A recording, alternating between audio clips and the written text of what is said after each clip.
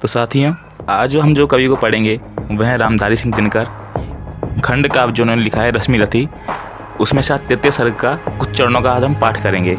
पर इससे पहले जानते हैं रामधारी सिंह दिनकर जी के बारे में। दिनकर जी का जन्म 23 सितंबर 1908 को बिहार राज्य के मुंगेर जिले के सिमरिया घाट नामक गांव के साधारण किसान परिवार में हुआ। प्रारंभिक शिक्षा घर पर ही हुई। सन 1932 में BA शिक्षा ग्रहण करने के बाद एक माध्यमिक विद्यालय में प्रधानाचार्य बने। सन 1952 से 1963 तक ये राज्यसभा के सदस्य मनोनीत किए गए। सन 1964 में ये भागलपुर विश्वविद्यालय के कुलपति बने और इन्हें केंद्रीय सरकार की हिंदी समिति का परामर्शदाता ही बनाया गया।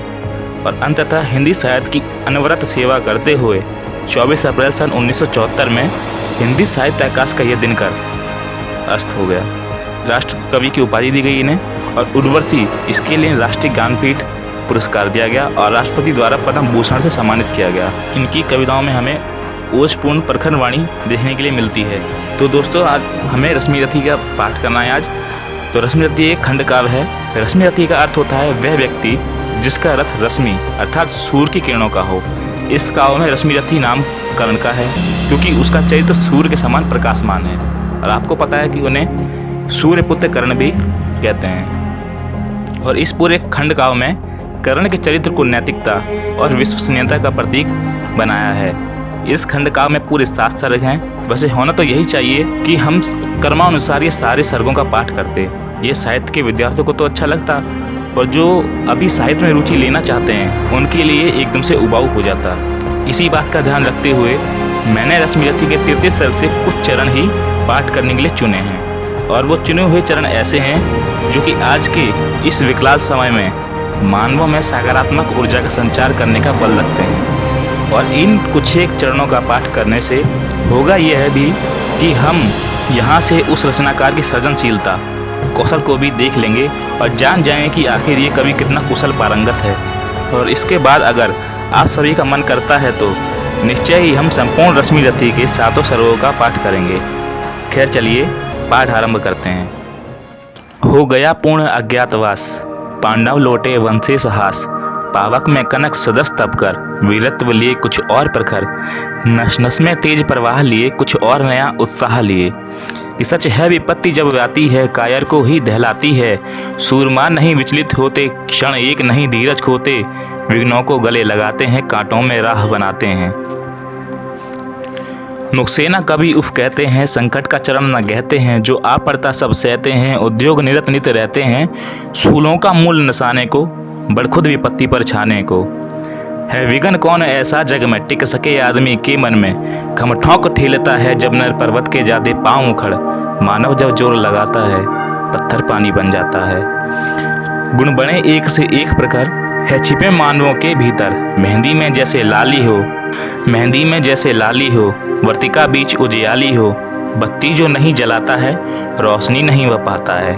वसुधा का नेता कौन हुआ, भूखंड विजेता कौन हुआ।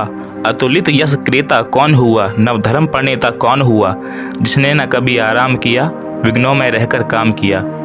कि वर्षों तक वन में घूम घूम बाधा विघ्नों को चूम चूम से। धूप घाम पानी पत्थर, पांडव आए कुछ और निखर। सौभाग्य न सब दिन सूता है, देखें आगे क्या होता है।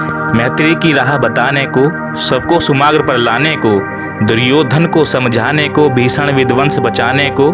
भगवान हस्तिनापुर आए, पांडव का संदेशा लाए। दो न्याय अगर तो आधा दो, पर इसमें भी यदि बाधा हो तो दे दो केवल 5 ग्राम। रखो अपनी धरती तमाम, हम वहीं खुशी से खाएंगे। परिजन पर असीना उठाएंगे। दुर्योधन वह भी दे न सका, पर दुर्योधन वह भी दे न सका। आशीष समाज की ले न सका। उल्टे हरि को बांधने चला, जो था असाध्य उसे साधने चला। कि जब नाश मनुष्य पर छाता है, पहले विवेक मर जाता है। हरि ने भीषण हुंकार किया, अपना स्वरूप विस्तार किया। डगमग डगमग दिग्गज डोले, भगवान कुपित होकर बोले।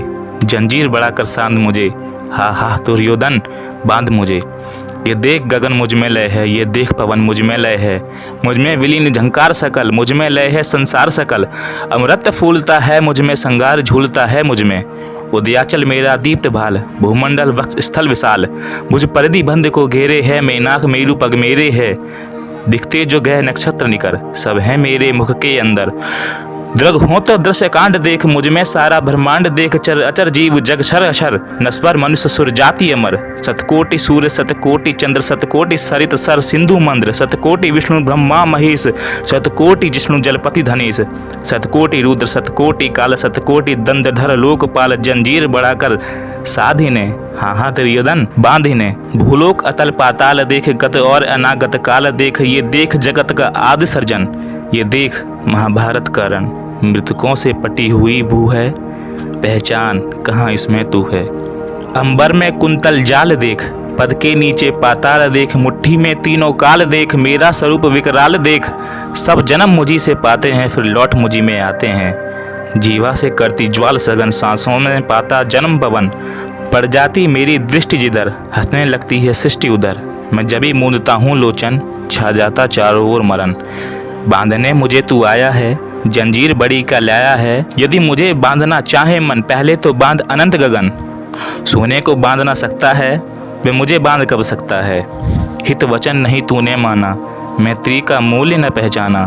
तो ले मैं भी ये बजाता हूँ, अंतिम संकल्प सुनाता हूँ कि याचना नहीं अब रण होगा, जीवन या कि मरण होगा। टकराएंगे नक्षत्र निखर, बरसेगी भू पर वहनी प्रखर।